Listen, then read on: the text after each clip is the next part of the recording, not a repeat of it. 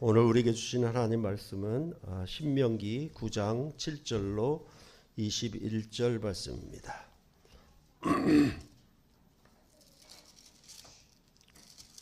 신명기 9장 7절로 21절입니다.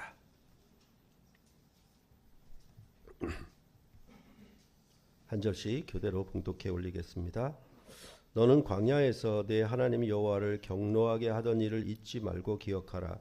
내가 애굽 땅에서 나오던 날부터 이곳에 이르기까지 늘 여호와를 거역하였으되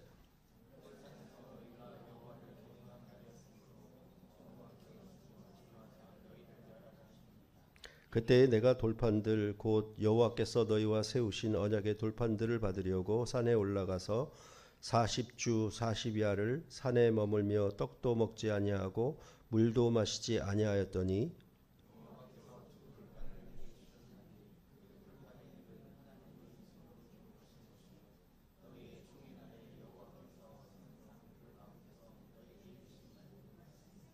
40주 40야를 지난 후에 여호와께서 내게 돌판 곧 언약의 두 돌판을 주시고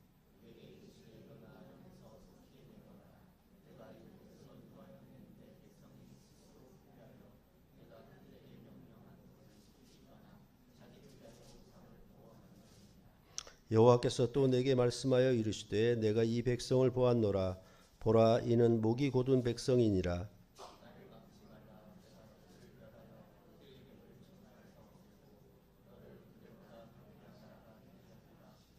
내가 돌이켜 산에서 내려오는데 산에는 불이 붙었고 언약의 두 돌판은 내 두 손에 있었느니라.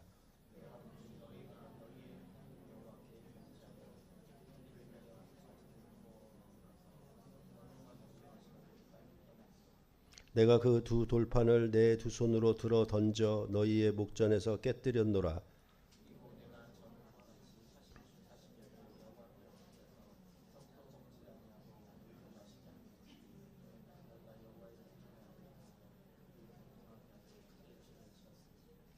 여호와께서 심히 분노하사 너희를 멸하려 하셨으므로 내가 두려워하였노라. 그러나 여호와께서 그때에도 내 말을 들으셨고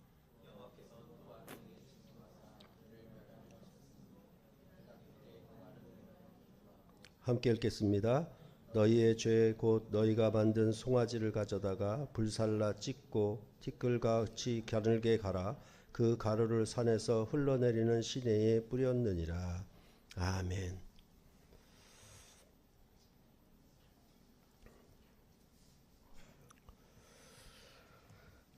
신명기의 핵심 내용은 6장 4절과 5절이 핵심 내용인데 그것을 길게 푼 것이 뭐냐 하면 신명기 4장 44절부터 29장 1절까지의 내용입니다. 그래서 신명기는 대표적으로 긴 설교문이 들어있는 그런 말씀이다라고 많은 사람들은 이야기합니다. 그럴 때 이렇게 그 중심에 있는 4장 44절부터 29장 1절까지 아주 긴 부분을 다시 크게 두 부분으로 나눌 수 있다라고 말씀을 드렸습니다. 그랬을 때 4장 44절부터 11장 32절까지는 우리가 보통 십계명이라고 알고 있는 10가지 교훈들, 10가지 가르침들을 중심으로 해서 말씀하는 내용이고 그 다음에 12장 1절부터 29장 1절까지는 여러 가지 규례와 법도들 그 명령들을 지켜 행하는 내용들이 길게 기록되어 있습니다. 이러한 것들은 마치 그 모법과 시행령 이렇게 두 가지로 크게 나누어서 보는 현대법에도 이렇게 보고 있죠. 그런 것처럼 우선 원칙이 있고 원칙을 따라서 어떤 시행령이 각가지의 시행령이 부차적으로 붙어 있는 그런 내용이라고 보시면 되겠습니다. 그렇다면 오늘 본문도 역시 뭐냐 하면 4장 44절부터 11장 32절까지 10가지 말씀들을 중심으로 해서 그거에 대한 내용을 이야기한다고 보면 되고 그 이야기의 핵심은 뭐냐 하면 앞서 말씀드렸던 것처럼 신명기 6장 4절과 5절에 있는 말씀, 그것이 가장 큰 핵심이라고 말씀을 드렸습니다. 그래서 이스라엘아 들으라, 우리 하나님 여호와는 오직 유일한 여호와이시니 너는 마음을 다하고 뜻을 다하고 힘을 다하여 내 하나님 여호와를 사랑하라. 바로 이 구절에 신명기의 모든 내용이 함축되어 있다라고 보시면 우리 신명기를 잘 이해하실 수 있겠습니다. 그렇기 때문에 성경은 하나님을 사랑하라는 말씀이 구약이든지 신약이든지 중심이지 하나님의 법을 잘 지켜라가 중심이 아닌 것을 우리가 늘 생각을 해야 할 것입니다. 그래서 우리가 법을 잘 지킨다라고 하는 것은 어찌 보면은 사랑한다라고 하는 개념과는 조금 차이가 있죠. 그래서 부부가 사랑함으로 법을 지키는 것과 그냥 부부가 법을 지킨다라고 하는 개념은 완벽한 아니면 큰 차이가 있게 되는 것이죠. 그럴 때 성경은 뭐라고 얘기하냐 하면 그 법을 잘 지켜라가 아니라 사랑하니까 이 법을 잘 지켜라, 이런 뜻으로 말을 하고 있는 것입니다. 그렇기 때문에 그 이방에서 말하는 그 종교적 개념으로 말하는 그런 명령과 규례를 그렇게 이해하면 안 됩니다. 이 모든 계명은 사실은 뭐냐면 하나님을 사랑함으로 지키는 것, 이렇게 말을 해야 되죠. 그러니까 뭐 쉽게 얘기해서 우리가 결혼 기념일이다 그러면은 결혼 기념일을 지킨다라고 하는 것은 법을 지킨다라고 하는 것보다는 아내와 남편을 사랑함으로 결혼 기념일을 지키는 거죠. 그러니까 그것은 법전을 지키는 거하고 아내와 남편을 사랑하여 지키는 거하고는 천지 차이가 되는 것입니다. 그런 부분들을 우리가 다시 한번 잘 새겨놓고, 왜 이렇게 그 법 지키는 문제를 자꾸 얘기하냐면 교리의 가르침이 법정적인 의의를 말하기 때문에 자꾸 말씀드리는 거고, 성경은 그런 의미가 아니라 언약적인 의의를 말하고 있다라고 계속 강조를 하고 있는 것입니다. 그래서 여러분께 자주 말씀을 드렸던 것처럼 결혼한 부부 간에 있어서 남편과 아내의 의로움은 법을 잘 지키는 착한 남편과 아내가 되는 것이 아니라 아내와 남편을 사랑하는 그 자가 바로 의로움이라고 말씀을 드렸습니다. 그렇기 때문에 항상 이런 언약적인 의로움과 법전적인 의로움에 대해서 차이를 여러분들이 분명히 갖고 계셔야 하는 것입니다. 그래서 만약에 뭐가 충만하다, 가득 찼다라고 하는 얘기는 법을 한 점이라도 다 잘 지켰다는 개념이 아니고 사랑으로 가득 찼다라는 것입니다. 그것이 곧 성경이 말하는 중심인 것을 늘 기억하면 되겠습니다. 그랬을 때 이렇게 여호와의 명령을 잘 지켜서 의로운 백성이 되는 목표에 대하여 가나안 땅을 차지함으로 그 땅에서 여호와 하나님이 주시는 복을 누리며 살아라라는 의미가 따라 붙는 것입니다.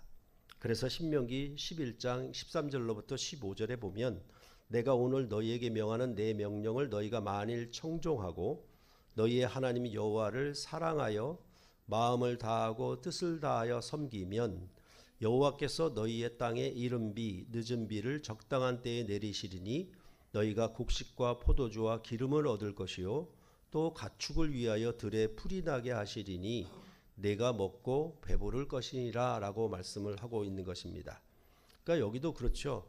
너희가 내 명령을 청종한다는 말에 이어서 뭐가 나오냐면 너희 하나님 여호와를 사랑하고가 따라 나오는 거예요. 그러면 명령을 청종하고 잘 지킨다라는 개념은 여호와를 사랑한다는 개념이고, 여호와를 사랑한다라는 건 뭐냐? 마음과 뜻과 힘을 다해서 하나님을 사랑하는 것이고, 그렇게 사랑하면 너희가 저 가나안 땅에 들어가 풍성한 생명을, 풍성한 복을 얻게 될 것이다. 이게 바로 그 언약을 지키는 목표다라고 그렇게 신명기는 말해주고 있는 것입니다. 이제 이스라엘 백성은 애굽에서 나와 광야를 지나 요단강 동편 땅에서 그들이 들어가야 할 가나안 땅을 눈앞에 두고 있습니다.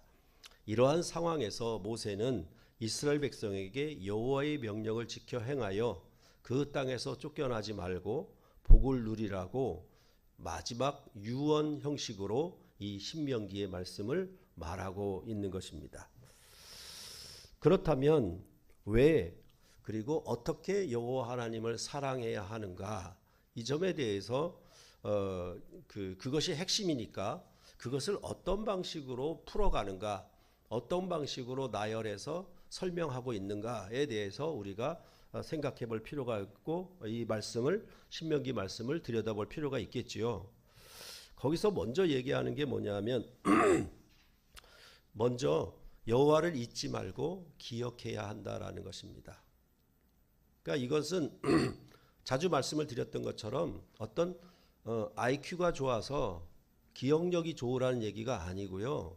아니고 결혼하여 사는 부부는 항상 뭘 기억하고 잊지 말아야 되냐면 결혼식 때 맹세한 사랑의 서약, 그것을 잊지 말아야 하는 것이죠. 그런 의미로 가장 먼저 내가 하나님을 사랑하는가? 그러면 기억해야 되고 잊지 말아야 하는 것이죠. 그럼 무엇을? 여호와 하나님과 이스라엘 백성이 맺은 언약을 기억해야 되는 것이죠. 그것을 가장 먼저 이제 말을 하고 있는 것입니다. 그것은 바로 이스라엘 백성이 애굽 땅 종되었던 집에서 여호와 하나님이 인도하여 내셨고 이제 하나님이 광야를 지나 여기까지 이르게 하신 것, 그런 모든 것들은 하나님이 이스라엘 백성을 사랑하심으로 그들을 건져내신 것이고 인도하신 것이기 때문에 그런 것들을 잊지 말아야만 합니다. 그래서 하나님이 애굽에서 끌어내신 것, 광야에서 인도하신 것, 이런 전반적인 것에 대하여 하나님이 날 어떻게 이스라엘을 어떻게 사랑하셨는가에 대하여 너희가 잊지 말아라. 그렇게 말씀을 하고 있는 것입니다. 이러한 것들은 우리가 살아계신 하나님 이렇게 말하는, 그리고 하나님은 영원히 변함이 없으신 하나님, 이런 의미로 기억하고 잊지 말아야 된다는 의미가 아니에요. 그것은 다분히 철학적인 의미로 하나님을 설명하는 것이어서 지금도 살아계시는 하나님, 지금도 살아 역사하고 계시는 하나님, 물론 그렇지요. 그것을 기억하라는 말이 아니고 또 하나님은 어제나 오늘이나 내일이나 변함없이 동일한 존재로 거하신다는 것을 기억하라는 말도 아니고 가장 중요한 것은 뭐냐 하면 여호와 하나님이 어떻게 그 백성을 이끌어내시고 인도하신 가운데 하나님이 그들을 어떻게 사랑하셨는가에 대하여 잊지 말고 기억하라고 말씀을 하고 있는 것입니다. 그 점에 대하여 이제 신명기 7장 8절로부터 9절을 보면 이렇게 말하죠. 여호와께서 다만 너희를 사랑하심으로 말미암아 또는 너희의 조상들에게 하신 맹세를 지키려 하심으로 말미암아 자기의 권능의 손으로 너희를 인도하여 내시되 너희를 그 종되었던 집에서 애굽 왕 바로의 손에서 속량하셨나니 그런즉 너는 알라 오직 내 하나님 여호와는 하나님이시요 신실하신 하나님이시라. 이렇게 기억하고 알라라고 말씀을 하고 있는 것입니다. 여호와를 잊지 말고 알아야 되고 기억해야 되는 것은 뭐냐 하면 여호와는 신실하신 하나님이다라는 것. 그 신실하심은 뭐냐 하면 이스라엘 백성을 애굽에서 인도하여 내심은 여호와 하나님이 물론 큰 권능으로 힘을 가지고 이끌어내셨지만은 그 중에 가장 중요한 모티브가 뭐냐 하면 조상들에게, 이스라엘의 조상들에게 맹세하신 언약을 이루시려고. 그 말은 뭐냐 하면 하나님은 그 언약에 신실하시기 때문에 이스라엘 백성을 애굽에서 인도하여 내셨다. 이것을 기억하고 알라라고 말씀을 하고 있는 것입니다. 그 점에 대하여서 뭐라고 이제 쭉 설명을 하냐면 이스라엘 백성이 수가 많아서 너희가 강한 민족이기 때문에 너희를 인도하신 것이 아니야 라고 1차적으로 말을 하고 있는 것입니다. 그 다음에 이스라엘 백성이 애굽에서 나와서 가나안 땅으로 직접 빠른 길로 가게 되면 3일 길에 불과한데 일부러 광야길을 통과케 하신 것은 너희를 낮추려고, 그리하여 가나안 땅에서 배불리 먹게 될 때 여호와 하나님을 잊어버리고 너희가 교만하게 될까봐 그렇게 광야길을 통과하게 하셨다라고 말씀을 하고 있는 것입니다. 그래서 이스라엘 백성이 그렇게 많은 재물을 얻고 풍성한 그 소산물로 먹고 마실 때, 이게 전부 내 힘의 능력으로 얻었다, 그리고 나의 능력과 힘으로 이것을 다 얻었다라고 스스로 교만하게 될까봐, 그래서 여호와 하나님을 잊어버릴까봐 염려해서 너희를 광야길로 통과케 하셨다라고 말씀을 하였습니다. 또한 뭐냐 하면 너희 이스라엘 백성이 정직함이나 공의로움 때문에 너희를 인도하여 낸 것이 아니다. 오직 너희 조상 아브라함과 이삭과 야곱에게 하신 맹세하신 언약을 이루시기 위하여 너희를 구원하여 내신 것이다 라고 말씀을 하고 있는 것입니다. 그러니까 이런 모든 것들은 결국은 뭐냐 하면 하나님은 너희에게 참으로 그 언약에 신실하셨어. 그 언약을 따라서 그 맹세하신 것을 이루기 위하여 너희를 애굽 땅에서 인도하여 낸 것이지, 너희가 수가 많아서도, 너희가 자기 능력과 힘이 있어서도, 너희가 공의로움과 정직함이 있어서도 아니야 라고 그렇게 말씀을 하고 있는 것입니다. 그러니까 이런 얘기를 읽게 되면 또 교리적 사고는 어떻게 되냐면 우리는 아무 힘으로도, 우리 능력으로, 인간의 힘으로 구원 얻을 수 없지, 오직 하나님의 주권으로만 구원을 얻을 수 있지라고 그렇게 생각을 해요. 이건 그런 뜻이 아니에요. 그러니까 믿음이냐 행위냐 그런 말을 하려고 하는 게 아니라, 하나님이 너희를 구원하신 것은 너희의 어떠함에도 불구하고 하나님의 신실하심 때문에 너희를 구원한 거야. 그것은 어떤 신실함이냐? 너희 조상들에게 맹세하신 언약을 지키시려고, 이루시려고 너희를 애굽에서 이끌어낸 것이야 라고 그렇게 말씀을 하고 있는 것입니다.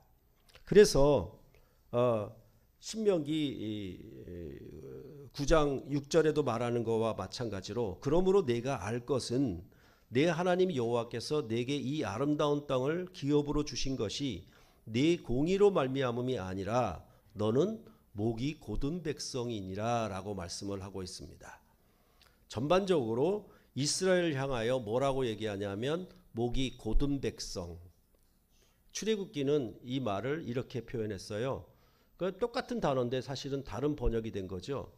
목이 뻣뻣한 백성, 이렇게 얘기를 했습니다. 그러니까 이러한 이스라엘 백성이 목이 곧음, 그리고 목이 뻣뻣함에도 불구하고 하나님은 그 이스라엘을 향하여 신실하심으로, 그 신실하심은 그 언약을 지키는 것이고, 그 언약을 지킨다라고 하는 것은 여호와 하나님이 이스라엘 백성을 사랑하심을 지키는 것이라고 말할 수가 있는 것이죠. 그것을 이런 방식으로 계속 얘기를 하고 있는 것입니다. 그렇다면 이제는 뭐냐 하면 9장 7절부터는 이스라엘은 도대체 어떻게 목이 곧은 백성이었는가, 이거에 대해서 오늘 본문에서 말하기 시작하는 것입니다. 그 첫 번째 사례가 바로 오늘 본문에 나오는 내용입니다. 9장 7절을 보시면요, 너는 광야에서 내 하나님 여호와를 경노하게 하던 일을 잊지 말고 기억하라. 내가 애굽 땅에서 나오던 날부터 이곳에 이르기까지 늘 여호와를 거역하였으되 라고 말하고 있습니다. 이스라엘은 한마디로 사고뭉치입니다. 애굽에서 나와 광야를 지나 이곳 요단강 동편 땅에 이르기까지 그들은 늘 여호와 하나님을 경노하게 하였습니다. 이것은 부모의 입장에서 보면은 정말 이스라엘은 지지리도 말을 듣지 않는 자식이었다라는 말과 같습니다.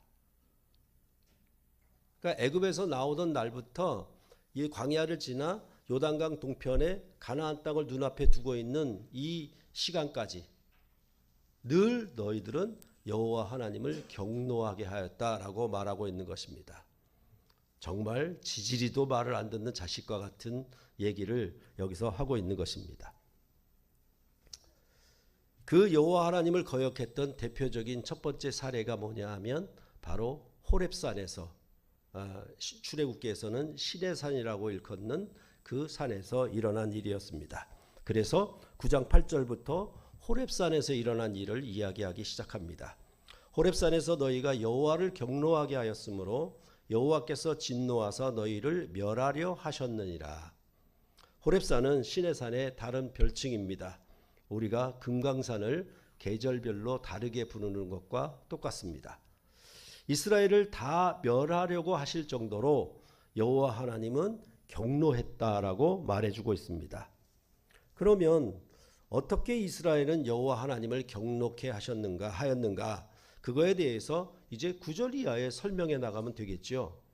그래서 9절과 10절을 보시면 그때에 내가 돌판들 곧 여호와께서 너희와 세우신 언약의 돌판들을 받으려고 산에 올라가서 40주 40야를 산에 머물며 떡도 먹지 아니하고 물도 마시지 아니하였더니 여호와께서 두 돌판을 내게 주셨나니 그 돌판의 글은 하나님이 손으로 기록하신 것이요 너희의 총의 날에 여호와께서 산상 불 가운데서 너희에게 이르신 모든 말씀이니라 라고 말씀을 하고 있습니다. 아시는 것처럼 이스라엘은 애굽 땅에서 나와서 시내산에서 여호와 하나님과 언약을 맺었습니다. 그 언약을 맺은 후에 이스라엘의 존귀한 대표자들은 여호와의 산에 올라가서 여호와 앞에서 먹고 마셨다라고 말하고 있습니다. 이것은 늘 말씀드렸던 것처럼 마치 양국 정상들이 만나서 합의를 하고 정상 만찬을 하였던 것처럼 그렇게 출애굽기는 말해 주었습니다. 이렇게 언약 만찬을 한 다음에 여호와 하나님은 모세를 산으로 부르셨습니다. 그래서 출애굽기 24장 12절에 보면 여호와께서 모세에게 이르시되 너는 산에 올라 내게로 와서 거기 있으라. 내가 그들을 가르치도록 내가 율법과 계명을 친히 기록한 돌판을 내게 주리라 라고 말씀하셨습니다. 이렇게 돌판에 하나님이 직접 기록한 돌판을 주심은 이제 이스라엘 백성과 맺은 언약을 최종적으로 비준하는 것과 같다라고 여러분께 말씀입니다. 그들을 과연 대통령이 임명하느냐 안 하느냐 이 문제 가지고 아주 나라가 시끄럽습니다. 그러니까 국회에서 임명해서 합의해서 보내놔도 마지막 최종적으로는 절차상으로라도 대통령이 임명해야 되는 거거든요. 그러니까 우리나라가 만든 국회에서 모든 입법하는 활동들은 입법을 만든 것은 국회가 하더라도 이 법이 시행되고 공포되는 것은 대통령이 비준함으로 시행되는 거예요. 그러니까 지금 여호와 하나님께서 모세를 산으로 불러들여서 친히 기록한 돌판을 주겠다라고 하는 것은 너희와 맺은 언약을 이제 비준하여서 공포하리라. 그래서 이스라엘 백성으로 하여금 모세를 통해 가르치도록 하겠다라고 말씀을 하고 있는 것입니다. 그러니까 이러한 것들을 이러한 그 여호와께서 친히 쓴 돌판을 받기 위하여 모세는 40일 동안 금식을 했죠. 떡도 먹지 아니하고 물도 마시지 아니했다라고 말을 하고 있습니다. 이런 것들은 우리가 생활 중에 충분히 경험하는 거예요. 뭐냐 하면 건축 허가를 받기 위하여 또한 건축 완공 승인을 받기 위하여 그 지은 사람들은 얼마나 그 공무원의 결정을 노심초사하면서 기다리는 거 여러분들 알고 계시죠? 그렇죠? 그러니까 지금 여호와 하나님이 기록한 돌판을 받기 위하여 모세는 40일간 금식하면서 그것을 기다리고 있는 것이죠. 바로 그와 같은 심정으로 모세는 40일 동안 산에 있었던 것입니다.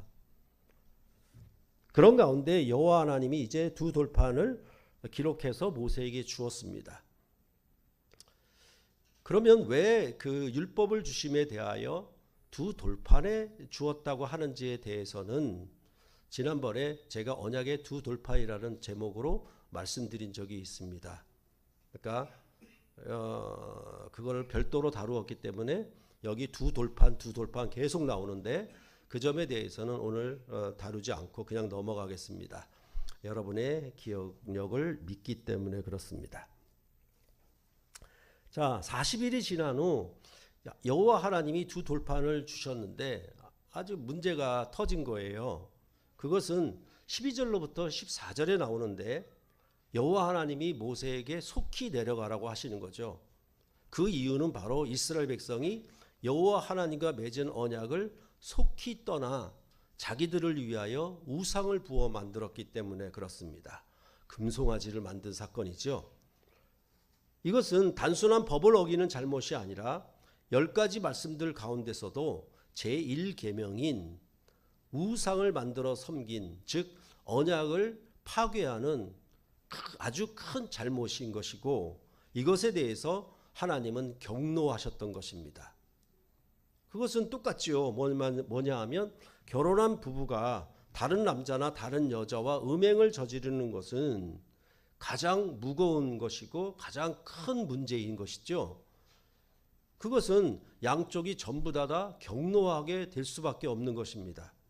이처럼 여호와 하나님은 경노해서 이제 모세에게 돌판을 주면서 속히 내려가라고 말씀을 하셨습니다. 그러면서 바로 이런 이스라엘 백성의 이런 행동들 때문에 목이 곧은 백성이다 라고 13절에 말했던 것입니다. 그래서 여호와 하나님은 경노함으로 말미암아 이스라엘 백성을 이제 다 멸하여서 그들의 이름을 천하에서 없애버리고 이제 모세를 그들보다 강대한 나라를 이루게 하겠다라고 말씀을 하셨습니다. 그러니까 그 말을 우리가 컴퓨터 용어로 바꾸면서 말하면 완전히 이스라엘 백성을 포맷해버리겠다는 얘기죠. 완전히 사라져서 없어지게 만들겠다는 얘기죠. 다시 복구하지 못하도록.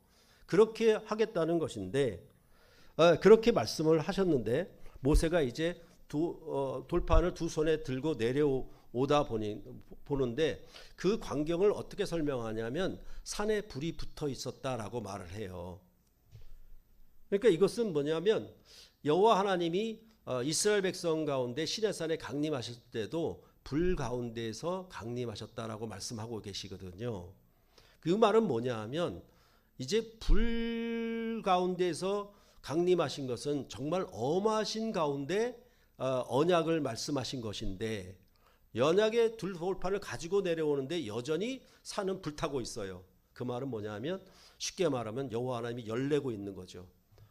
화가 엄청나게 나 있는 것이죠. 왜냐하면 하나님과 언약을 맺었는데 금송아지를 만들어 우상을 섬겼기 때문에 여호와 하나님은 그 산에 불이 붙어 있는 모습으로 크게 진노하는 모습을 나타내고 있는 것입니다. 그래서 모세가 산에서 내려와서 그 본 것에 대하여, 이스라엘 백성을 본 것에 대하여 이제 16절로부터 17절에 말합니다. 내가 본즉 너희가 너희의 하나님 여호와께 범죄하여 자기를 위하여 송아지를 부어 만들어서 여호와께서 명령하신 돌을 빨리 떠났기로 내가 그 두 돌판을 내 손으로 들어 던져 너희의 목전에 깨뜨렸느니라 라고 말하고 있습니다.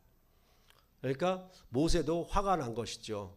이스라엘 백성이 나는 산에서 죽으라고 고생하고 있는데 밑에서 우상을 만들어서 그 앞에 먹고 마시면서 춤추며 뛰놀았거든요. 그래서 그 금송아지가 이스라엘 백성을 인도한 신이다라고 새롭게 마치 남편을 바꾼 것처럼 그렇게 행동했기 때문에 모세도 산에 내려와서 보고 화가 크게 나서 그 두 돌판을 던져서 깨뜨려 버렸다라고 말하고 있는 것입니다. 돌판을 깨뜨렸다라고 하는 것은 다시 말해서 언약이 파괴되었다. 마치 둘 사이에 이혼하게 되는 것과 같이, 파혼하게 되는 것과 같은 의미를 나타내고 있는 것입니다. 그러면서 모세는 왜 또 자신이 40일을 금식했는지 그 이유를 밝힙니다.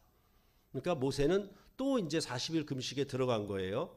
이스라엘 백성이 여호와 앞에 악을 행하여 그를 경록케 하는 죄를 크게 지었기 때문에 모세는 다시 40일을 금식했습니다. 여호와 하나님이 크게 분노하사 이스라엘을 멸하려고 하셨으므로 모세는 두려워하였고, 그러므로 여호와께서는 이 40일 기도를 통해서 모세의 말을 다시 들으셨다라고 본문은 말해주고 있습니다. 백성들의 이런 잘못을 앞장서서 행한 모세의 형 아론도 여호와 하나님은 멸하려고 하셨으나 모세가 여호와 하나님께 기도함으로 아론을 용서하셨다, 멸하지 않았다라고 하는 내용이 이어지고 있는 것입니다. 그런 다음에 오늘 본문 마지막 21절을 보시면 이렇게 말합니다. 너희의 죄 곧 너희가 만든 송아지를 가져다가 불살라 찢고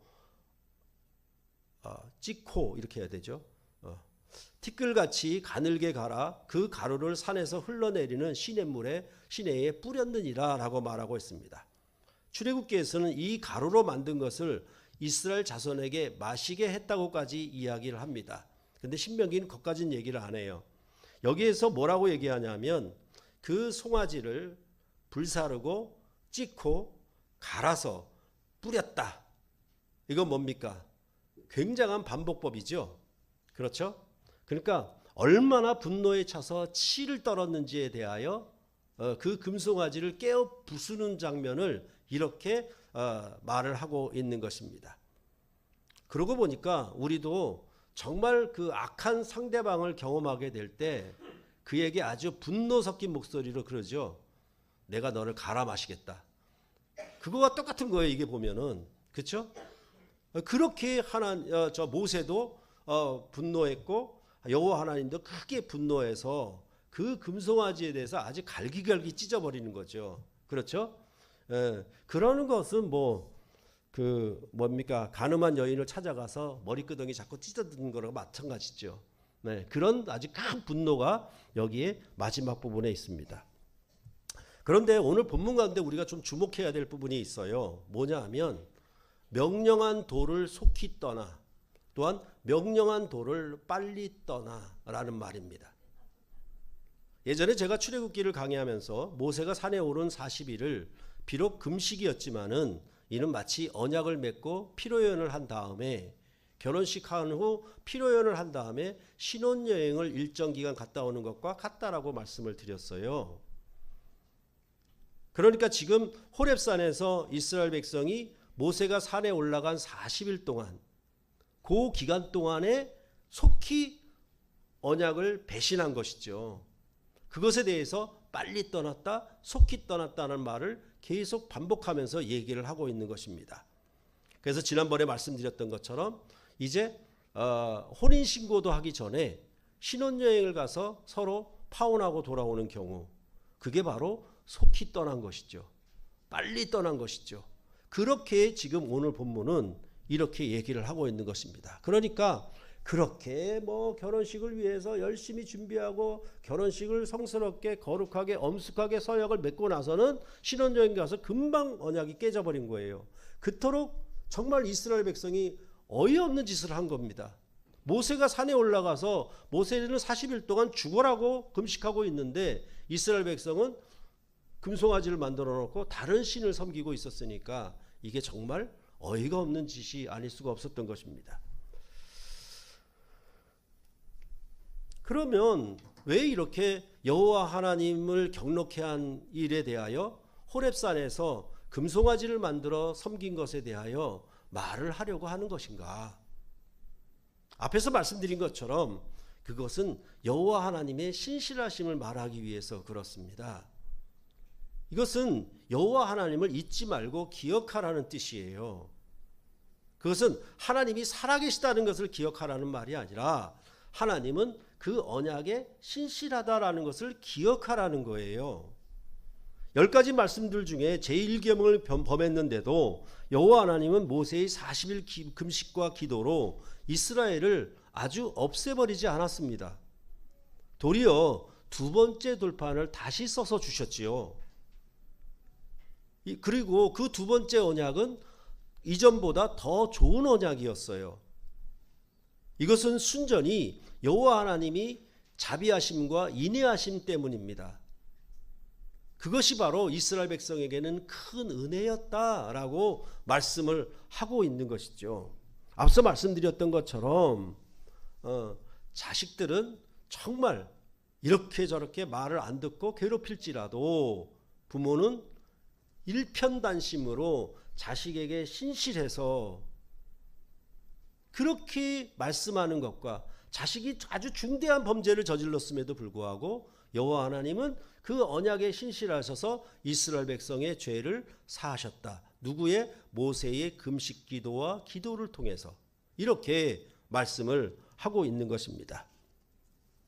이러한 사례들을 말하는 이유, 그 목적은 신명기 10장 16절을 보면 알 수가 있습니다. 그러므로 너희는 마음의 할례를 행하고 다시는 목을 곧게 하지 말라. 정말 너는 목이 곧구나. 정말 목이 뻣뻣하구나. 내가 이렇게 말하고 호렙산에서 일어난 일들을 말하는 것은 무엇이냐? 너희가 정말 마음의 할례를 받아서 목을 곧게 하지 말아라.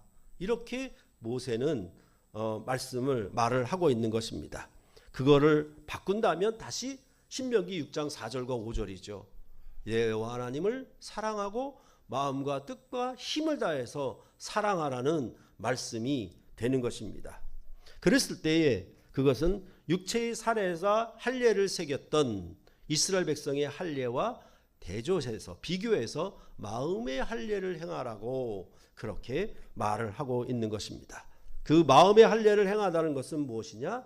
다시는 목이 곧은 백성으로 살지 말고 마음으로 순종해라. 언약을 지켜라. 이 규례와 명령을 지켜 살아서 가나안 땅에 들어가 풍성한 복을 누려라 라고 말을 하고 있는 것입니다. 그러나 이러한 모세의 유언에 가까운 말에도 불구하고 요단강 동편에서 맺은 이스라엘 백성과의 갱신된 언약에도 불구하고 이스라엘은 결국 다른 신을 섬겼고 그로 말미암아 여호와의 진노를 사서 바벨론에게 망하고 말았다라고 이스라엘 역사서는 우리에게 알려주고 있습니다. 그러함에도 하나님의 신실하심은 멈추지 않았습니다. 메시아를 통한 새 출애굽으로 말미암아 영원한 나라를 약속하셨고 때가 참에 하나님의 아들이 이 땅에 오셔서 그 언약을 새롭게 하셨다라고 성경은 말해주고 있는 것입니다. 옛 언약인 돌판에 기록한 율법을 완전케 하는 새 언약으로 주셨다라고 성경은 말하고 있는 것입니다. 예수님은 메시아로서 자기 백성 이스라엘 백성 가운데 오셔서 그의 권능과 가르침을 나타내 보이셨습니다. 이 가르침의 제자들은 주의 잔과 세례를 받을 수 있다고 응답함으로 그 앞에 맹세했고 언약을 맺었습니다. 예수님은 자기 백성 유대인만을 위한 것이 아니라 모든 인류의 죄를 짊어지고 십자가에 죽으셨습니다. 40일 금식은 예수님이 요단강에서 세례를 받으신 후에 광야에서 마귀에게 시험을 받기 위한 것이었고, 그러나 예수님은 이제 그리스도 안에서 새 언약을 이루기 위하여 십자가에 죽으셨다. 3일 동안 음부에 내려갔다라고 성경은 말을 하고 있는 것입니다. 이러한 일에 베드로는 뭐라고 얘기하냐면 내가 주와 함께 죽을지언정 주를 부인하지 않겠나이다라고 마가복음 14장 31절에 주와 동행하겠다고 맹세를 합니다. 그리고 제자들도 그와 같이 하겠다라고 맹세했습니다. 그런데 왜 이렇게 맹세하는가 하면은 예수님께서 이 베드로에게 하신 말씀이 있어요. 내가 진실로 진실로 내게 이르노니 오늘 이 밤 닭이 2번 울기 전에 네가 3번 나를 부인하리라. 여기서 말씀하신 오늘 이 밤과 신명기에서 말하는 속히 떠났다라는 말을 비교해 보면 그래도 신명기는 40일이 지났지. 베드로는 오늘 이 밤. 이거는 뭐라 그래야 될까요? 그냥 광속이에요. 인터넷이 광속이 있는 것처럼 아주 발빠르게 아주 속히 재빠르게 배반을 한 것이죠. 그것을 뭐라고 얘기하느냐? 오늘 이 밤. 오늘 이 밤 닭이 2번 울기 전에 네가 나를 3번 부인하리라. 그러면 이거는 엄청난 분노를 사게 하는 일이지요. 그것도 예수님의 수석 제자가 예수님을 모른다라고 3번 부인했으니까 완전 부인이거든요. 그런 일을 오늘 이 밤에 네가 나를 3번 부인한다라고 말씀하는 것을 생각해 보면 예수님은 얼마나 더 큰 경노와 분노를 사게 하게 하는 것인지에 대하여 우리가 신명기 말씀과 비교해 보면 훨씬 더 알 수 있는 것입니다. 그러니까 사실은 뭡니까? 자기 신복 부하가 이 주인인 보스를 모른다고 할 때 그 두목은 항상 비참함을 느끼죠. 그렇지 않습니까? 요번에 탄핵 재판을 할 때도 마찬가지예요. 신복 부하들이 대통령을 부인하는가? 그러면 대통령의 몰골이 아주 우습게 되는 겁니다. 가장 비참하고 가장 모욕스럽게 되는 거예요. 그것을 이제 복음서에서는 베드로가 부인했다. 그것도 오늘 이 밤에 라고 말을 하고 있는 것입니다. 그럼에도 불구하고 예수님은 이제 새로운 언약을 주시기 위하여 고난과 죽음과 부활의 새로운 가르침을 주셨고, 그 가르침을 받고 영접하는 자들에게 그는 아버지께로 죽으시고 부활하사 올라가셔서 성령을 받아가지고 이제 교회에게 부어주시는 거예요. 마치 율법 두 돌판을 받아가지고 이스라엘 백성에 주는 것처럼 이제는 성령을 주시는 것이라고 말씀을 하고 있고, 바로 이 성령은 다시 말해서 마음판에 할례를 준 것과 똑같은 의미로 말씀을 하고 있는 것입니다. 이러한 성령 세례는 곧 오늘 본문에서 말했던 마음의 할례와 같습니다. 그래서 죄와 죽음을 이기는 영원한 언약적인 그런 마인드가, 이 마음이 성령 안에서 우리에게 부어지는 거예요. 근데 그게 어떻게 주어지는 거냐면, 모세가 40일 금식한 것보다 우리는 이방인이었고 원수였고 아무런 관계가 없는, 하나님과 관계가 없는 죄인이었는데도 불구하고 하나님이 이 죄인들을 사랑하셔서 아들을 십자가에 내어주신 그 사랑으로 말미암아 우리는 이 성령 안에서 하나님의 사랑을 알게 되는 거예요. 그게 바로 성령 세례입니다. 지식을 아는 것이 아니고 하나님이 존재하신다, 그런 의미가 아니고 이신 저신이 있는데 불교신이 있고 기독교신이 있는데 기독교신이 우월하다는 그런 얘기가 아니라 하나님이 이 죄인을 사랑하심을 알게 되는 거예요. 그럴 때 우리는 뭐냐 하면 성령 세례가 자기에게 임하는 겁니다. 그렇게 되면 어떤 결과가, 어떤 그 일이 발생을 하는가라고 하면, 이렇게 너희가 늘 이제까지 여호와 하나님을 경록케 하였던 이스라엘 백성이 목이 곧은 백성으로 살아왔던 그런 이스라엘의 총체적인 역사 속에서, 또한 모든 사람들이 하나님에 대하여 거역하고 거스렸던 모든 일에도 불구하고 하나님이 이 아들 안에서 그들을 사랑하신 것을 나타내고 알게 되면은 그 마음에 성령이 임하는 거예요. 그것을 신약에서 뭐라고 얘기하느냐? 부드러운 마음이 임했다라고 말을 합니다. 그래서 뭐라고까지 얘기를 하냐면 믿음의 순종이에요. 믿음이라고 하는 것은 뭘 갖고 있느냐면 순종을 갖고 있다라고 말을 하는 거예요. 믿음 안에서 뭐가 나오냐? 예수 그리스도를 믿는 믿음 안에 뭐가 있느냐? 순종이 따라 나온다는 거예요. 다시 말해서 이전에 그렇게 여호와 하나님을 거역했던 모든 거역에도 불구하고 예수 그리스도의 십자가의 죽으심으로 그가 언약의 피를 흘려서 맺으신 새 언약 백성으로 그가 죽음에서 일어나 부활하셔서 성령을 받아 교회에 부으시면 이제 교회는 어떤 마음이 임하냐면 그 마음의 할례가 이렇게 거역하고 거스리고 정말 사고뭉치로 살았던 삶에서 벗어나 이제 하나님을 순종하는 새로운 사람, 거듭난 사람으로 변모가 된다라고 성경은 말씀을 하고 있는 것입니다. 그렇게 될 때에 항상 우상을 만들었던 그 배경이 뭐냐 하면 자기를 위하여 만든 겁니다. 이 세상의 거의 모든 종교는 자기를 위한 겁니다. 기독교는 하나님을 사랑하라는 종교입니다. 내가 이 신을 섬기면 나에게 어떤 복이 있까, 어떤 유익이 올까, 어떤 내가 행복을 누릴까라고 하는 그런 의미가 아니라 하나님을 사랑하라는 것이죠. 사랑은 자기를 사랑하는 것이 아닙니다. 상대방을 사랑하는 것입니다. 그것이 바로 성령 안에서 우리에게 임한다라고 하는 것입니다. 그렇기 때문에 오늘 이 밤에 속히 예수님을 부인했던 베드로가 성령이 임한 후에는 그 어떤 핍박과 그 어떤 위협에도 불구하고 그는 십자가를 거꾸로 지기까지 끝까지 변치 않고 주님을 따라갔다라고 성경은 말을 하고 있는 것입니다. 이게 뭐냐 하면 바로 성령 세례의 효과요 결과물이라고 성경은 말을 하고 있는 것입니다. 그래서 자기를 위하지 않고 주님의 양을 먹이고 기르는 일에 그는 자기의 나머지 인생을 전부 다 헌신했다라고 말을 하고 있는 것입니다. 이렇게 볼 때 여러분과 저는 자신에게 조금만 불리해도 더 빨리 더 속히 언약을 배역하는 자가 아니었습니까? 평안할 때는 그냥 말씀으로 나눌 때에는 좋아요, 기뻐요, 감사해요 이렇게 하지만은 자기에게 조그만 질병이나 조그만 어떤 위협이 닥쳐있게 되면 속히 자기를 위한 생각으로 돌변해 버립니다.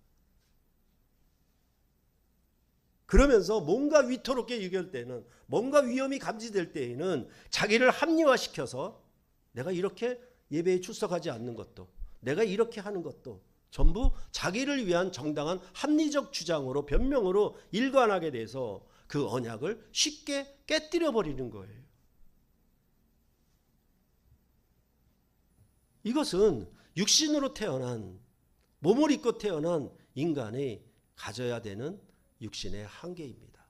어느 누구나 이렇게 할 수밖에 없어요. 그러한 우리를 주 예수를 믿음으로 말미암아 주신 성령을 통하여 새 사람과 새 마음으로 바꾸어 주신 겁니다. 그렇게 지지리도 말을 안 듣던 그놈의 자식이 부모의 사랑을 알게 되어서 철이 든 이후로부터 부모가 억지 심부름을 시켜도, 말도 안 되는 심부름을 시켜도 그 자식이 부모에게 순종하는 것처럼 성령이 우리에게 그렇게 역사하기 시작하는 겁니다. 이것이 미련하게 보이고 정말 어렵게 보이고 고난 중에라도, 위협과 핍박 중에라도 이것을 끝까지 순종함으로 주의 명령과 규례를 지키는 삶이 자기에게 일어나는, 발동되는 새로운 삶이 일어나는 것, 그것이 바로 기독교가 말씀하는 새로운 사람, 그리스도인, 이렇게 성경은 말해주고 있는 것입니다. 어떤 핍박과 시험이 와도 두려움이 없이 하나님과 맺은 언약에 신실하게 동행함으로 하나님을 사랑하는 존귀한 백성으로 우리를 서 있게 하지 않았습니까? 여러 가지 고난에도 불구하고 여러분은 이 작은 교회를 신실하게 섬기며 함께하고 있지 않습니까? 그 원동력은 바로 마음의 할례이고 성령의 세례이며 그 임한 성령으로 말미암아 여러분은 하나님의 백성으로 비준되어서 하늘나라 백성으로 하나님의 자녀가 되어서 이제 그의 계명을, 예수님께서 주신 그 가르침의 계명을 끝까지 어떤 위협에도 어떤 어려움에도 불구하고 신실하게 동행하는 존귀한 주의 백성으로 우리를 새롭게 창조하셨다, 새 피조물로 지으셨다라고 성경은 말씀하고 있는 것입니다. 그래서 우리들도 이제 하나님을 사랑하고 이웃을 사랑하는 이 계명을 지켜 신실하게 동행함으로 말미암아 우리에게 주시는 영원한 생명의 나라 새하늘과 새 땅을 차지하게 될 것이라고 성경은 그 우리의 목표를, 이 계명을 지켜서, 이 사랑의 계명을 지켜 서로 사랑함으로 깨지지 않는, 돌 던지고 깨부시고 막 물에 흩어버리는 그런 언약이 아니라 생명의 영원한 언약으로 함께함으로 말미암아 우리는 그 나라에 함께 참여하게 될 것이다 라고 고백하며 사는 그런 하나님 나라 백성으로 우리는 이 공동체를 이루어가고 있는 것입니다. 이날에 주님과 함께 하셔서 성령이 여러분에게 함께 하심으로 말미암아 여러분은 쉬 변하지 않고 속히 떠나지 아니하고 마음을 조금만 형편과 사정이 어려워도 바꾸는 자 되지 말고 어떠한 어려움에도 불구하고 든든히 서서 주님의 언약을 끝까지 지켜나가는 여러분과 제가 되시기를 간절히 소원합니다. 기도하시겠습니다.